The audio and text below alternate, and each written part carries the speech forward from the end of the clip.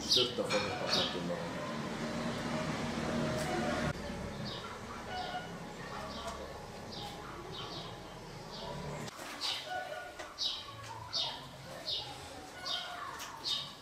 Bize hani avizeyi almışlar, prizleri almışlar.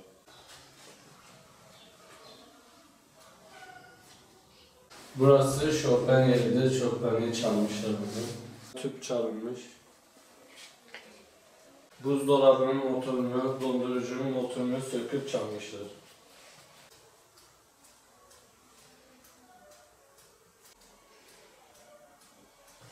Kaç çift halımız vardı, kaç çift?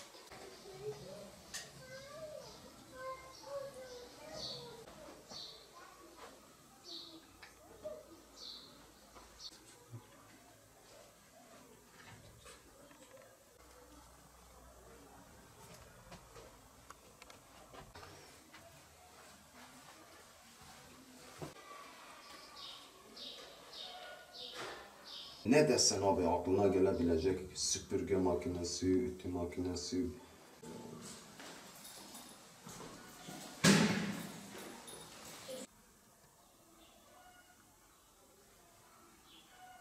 Ailem çalışmak için İstanbul'a taşındı. Tabii bir yer içerisinde 3 kere hırsızlık oluyor. Birincide 150 milyar değerinde altın çalındı. İkincisinde de büyük bir tane Chopin çalındı. Üçüncüsü de bir haftaya yakın oldu. Yani bir hafta üzerinde geçti. Tabii üçüncüsünde de evi talan ettiler. Yani makine ne görmüşlerse dikiş makinesi, prizler, kablolar, çeyiz aletleri, çeyiz malzemeleri ne görmüşlerse aldılar. 2 kata da hırsız girdi. Üçüncü hırsızlıkta 2 kata da hırsız girdi. Ne görmüşlerse aldılar. Birçok halı, çeyiz malzemesi ne görmüşlerse aldılar. Biz polisi aradık, yetkilileri aradık ve geldiler, bir şey yapmadı, yani bir şey çıkmadı. Olay yeri incelemeyi aradık. Bir hafta, yani 24 saat geçtiği için bir şey yapamayacağını söylediler. Biz burada mağdur durumdayız. Yani tekrar yaşanabilir. Yani hırsızlar cirit atıyorlar.